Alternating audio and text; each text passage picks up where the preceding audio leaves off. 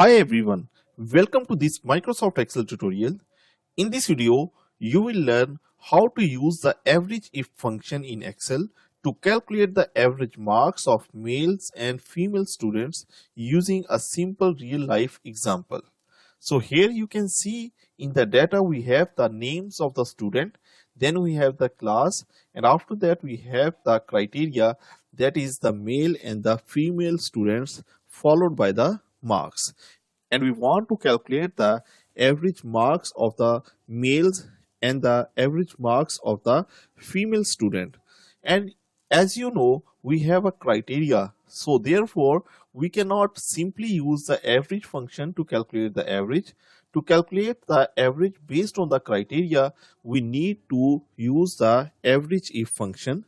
To apply this function in this cell, I will write equal average if, and in the syntax you can see that we have the similar things that we usually use in the sum if function.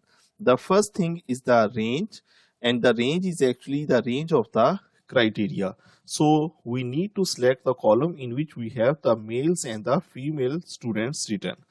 After that, we need to provide the criteria, and if the criteria is in the form of text, then we have to write it in the inverted commas. So in inverted commas, first I will write male.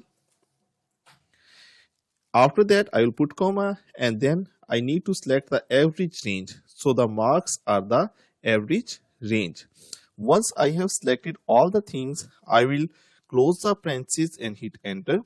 So in this way, I have calculated the average marks of the male student. Similarly, I can use the same function to calculate the average marks of the female student. So first I will write the function name, that is the average if. Then I will select the range, and the range will be the gender column. After that I will put comma, and in inverted commas, this time I will write female. Then I will select the average range, that are the marks, and then close the parenthesis and hit enter.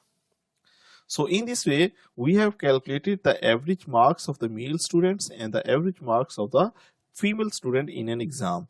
The similar things can be used to calculate the average sales based on a product, average sales for the region specific, or we can calculate the average sales month-wise or in any other scenario as well. So this is how you can use this average if function in Excel to calculate average values based on one condition. If you found this video helpful, subscribe to KnowHow for more Excel tutorials. Thanks for watching. See you next time.